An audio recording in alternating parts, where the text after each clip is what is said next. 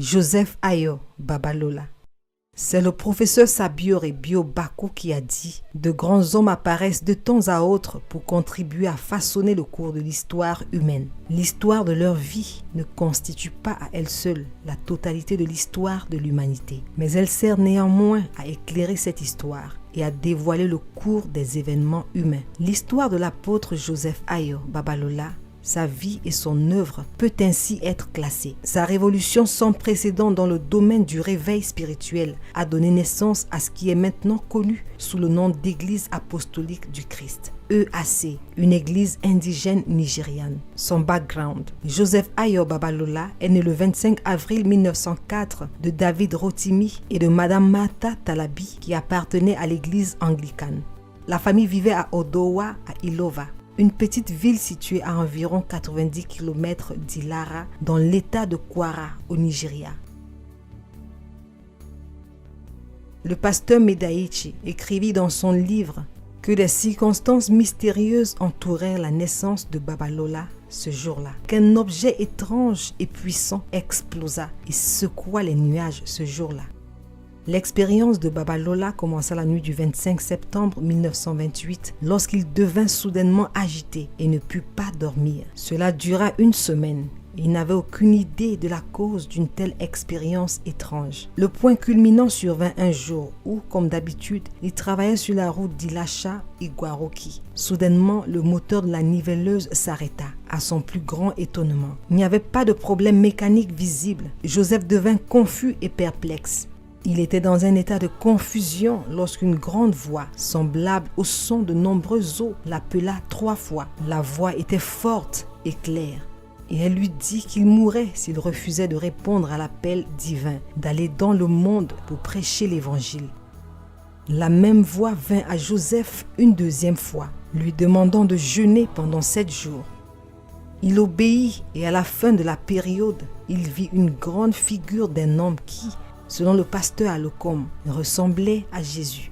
L'homme dans une tunique éblouissante parla longuement de la mission qu'il devait entreprendre. Il informa également Joseph des persécutions auxquelles il serait confronté, tout en lui assurant la protection et la victoire de Dieu. Une cloche de prière lui fut donnée comme symbole, et on lui dit que le son de la cloche chasserait toujours les esprits maléfiques. On lui donna également une bouteille d'eau de vie pour guérir toutes sortes de maladies.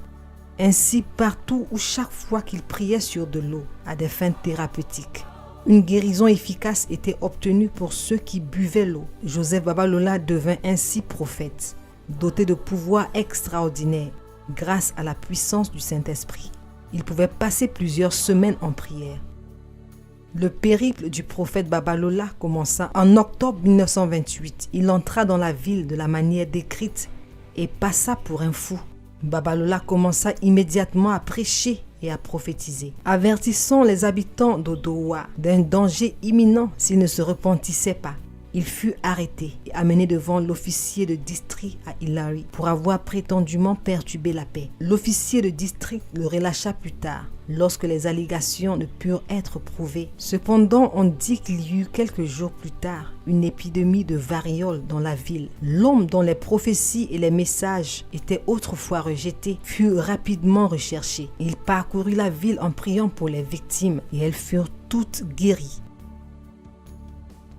Sur invitation de Daniel Adjibola, Babalola se rendit à Lagos. L'ancien Daniel Adjibola travaillait à Ibadan à l'époque, où il était membre de la congrégation de Faith Tabernacle. Il présenta le prophète Babalola au pasteur D.O. Adubanjo, l'un des leaders de Faith Tabernacle à Lagos. Le pasteur principal Isis Nade, alors président de Faith Tabernacle, fut invité à rencontrer Babalola. Après avoir écouté les détails de son appel et de son ministère, les leaders de Faith Tabernacle accueillirent chaleureusement le jeune prophète parmi eux. Le fait que Babalola n'ait pas profité de l'occasion pour établir une nouvelle organisation chrétienne malgré son succès évangélique est étonnant pour les historiens, mais son intention n'était pas de créer une nouvelle église. Il déclara à ses disciples qu'il était membre de Faith Tabernacle, l'église qu'il avait baptisée à Lagos. Il les persuada ainsi de devenir membre de Faith Tabernacle. Pour faciliter cela, il se rendit à Lagos pour discuter avec les dirigeants, surtout qu'ils n'étaient pas encore bien familiarisés avec les doctrines, les principes et l'administration de l'Église. Puissant réveil de Oke-Oye. Il y eut une controverse parmi les dirigeants du Faith Tabernacle au Nigeria sur certaines questions doctrinales. Des questions telles que l'utilisation de médicaments occidentaux et traditionnels par rapport à la guérison divine, la polygamie et si les maris polygames devraient être autorisés à participer à la scène du Seigneur. Il devait y avoir un consensus au sujet de ces doctrines. Tous ces éléments faisaient partie des doctrines sur lesquelles ils devaient s'accorder. Les représentants ont commencé leur réunion avec 24 points à l'ordre du jour. Le premier point à l'ordre du jour concernait la validité du baptême administré à un homme ayant plusieurs femmes. Le deuxième portait sur la question de la guérison divine, parce que certains membres croyaient à l'utilisation de médicaments tels que la quinine pour guérir la fièvre paludéenne. Ils n'ont pu discuter que du premier point lorsqu'une interruption soudaine s'est produite que le pasteur Adeboyega décrit comme suit. Les pourparlers de consolation à Elisha se poursuivaient quand soudainement un puissant réveil éclata à l'église de la congrégation de Faith Tabernacle à Oke-Oye Elisha. Le réveil commença par la résurrection d'un enfant mort par Babalola. La mère de l'enfant ressuscité répandit la nouvelle dans les villes d'Elisha, proclamant qu'un prophète opérant des miracles était arrivé dans la ville d'Oke-Oye. Cela attira un grand nombre de personnes à Oke-Oye pour voir le prophète. Aucun réveil plus grand n'avait précédé celui de Babalola. On prétendait couramment dans les cercles de l'église apostolique du Christ qu'à une réunion de réveil, l'effectif atteignait environ 40 000 personnes. Autre voyage missionnaire de Babalola. Après le grand réveil d'Oke-Oye, le prophète fut conduit par le Saint-Esprit pour entreprendre d'autres voyages missionnaires. Mais avant cela, les gens d'autres régions du pays avaient déjà diffusé les bonnes nouvelles du grand réveil d'Oke-Oye Elisha dans d'autres parties du pays. Accompagné de quelques disciples, Joseph Babalola se rendit à Offa, dans l'actuel état du Kwara. De manière caractéristique, les gens se sont rassemblés pour écouter sa prédication et voir ses miracles. Ensuite, il s'arrêta à Oshi, dans la région d'Ekiti, pour sa mission évangélique, accomplissant de nombreux actes de guérison. De là, lui et ses disciples se rendirent à Efon à Laye, également dans la région d'Ekiti, où ils furent chaleureusement accueillis par l'Oba Alaï d'Efon. Un bâtiment entier fut mis à leur disposition pour leur confort. Babalola demanda un espace ouvert pour la prière de l'Oba, qui lui accorda volontiers le privilège de choisir un site. Un bâtiment entier fut mis à leur disposition pour leur confort. Par conséquent, le prophète et ses hommes choisirent une grande zone en périphérie de la ville. Traditionnellement, l'endroit était une forêt interdite en raison des esprits maléfiques qui y habitaient. L'Oba essaya de dissuader Babalola et ses hommes d'entrer dans la forêt interdite. Mais Babalola insista pour établir son lieu de prière là-bas.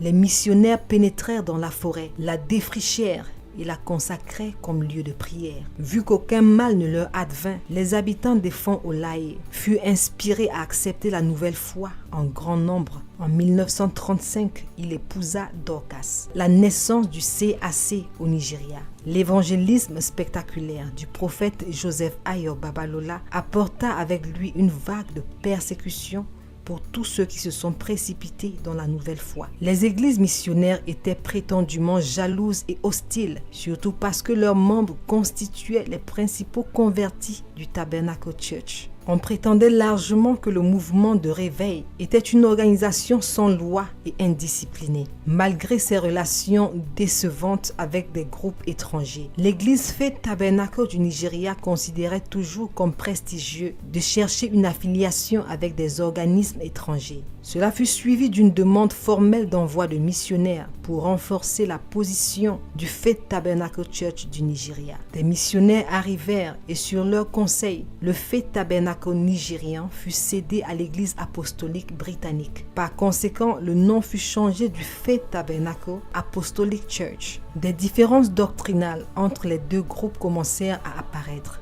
de manière similaire à celle qui avait conduit à la rupture avec les groupes américains. La question de la guérison divine fut l'un des points les plus importants. Certains missionnaires blancs invités de Grande-Bretagne furent surpris en train d'utiliser de la quinine et d'autres comprimés provoquant une sérieuse controverse parmi les membres dirigeants. Il était malheureux que la controverse n'ait pas pu être résolue, entraînant par la suite la scission du mouvement. Une partie de l'Église fit d'Okeoye sa base et conserva le nom d'Église apostolique, tandis que l'autre partie, plus importante, dirigée par le prophète Joseph Babalola, devint finalement l'Église apostolique du Christ. Cette église a dû connaître de nombreux noms avant mai 1943, date à laquelle son titre a finalement été enregistré sous le numéro 147 en vertu de la loi nigériane sur les sociétés de 1924. Aujourd'hui, l'église sous la direction de l'église apostolique du Christ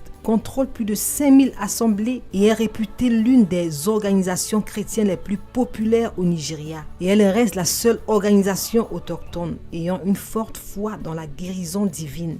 Joseph Ayo Babalola est décédé en 1959.